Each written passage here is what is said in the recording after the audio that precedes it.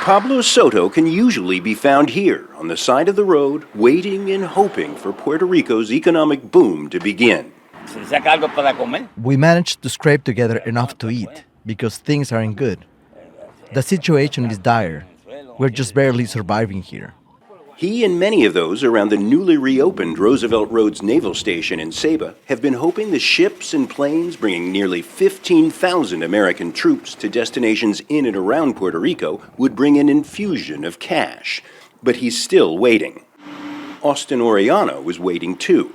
There were once 16 bars and dozens of restaurants in this neighborhood before the base closed. Now he owns one of two bars that remain, the Aviator Sports Bar, named for the American naval pilots who no longer come here.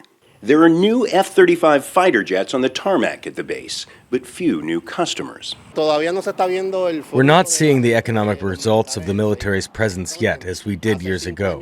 When they were here, there were houses for rent and businesses everywhere were always full. But for now, we haven't seen the economic impact of the base. Let's hope we do.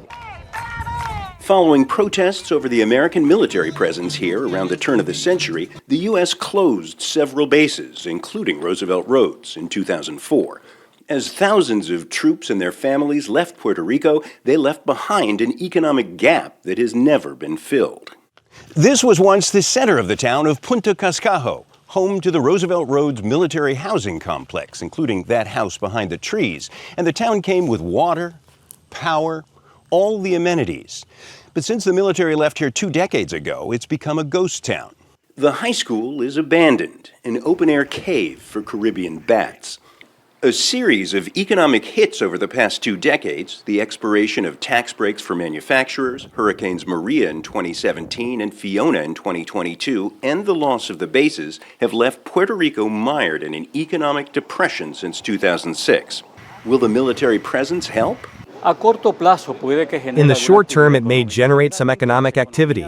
Wartime economies generally foster some kind of dynamism, but that's short term. In the medium term, Puerto Rico will return to its situation, its limitations, its problems, and all the excitement generated by military activity in Puerto Rico in the short term will disappear. With more troops on the way, Puerto Ricans continue to wait for mainland money to come in. John Hendren, Al Jazeera, Ceiba, Puerto Rico. Don't miss out and get the full picture. Subscribe to Al Jazeera for reliable news and expert insights. Like, share, stay ahead.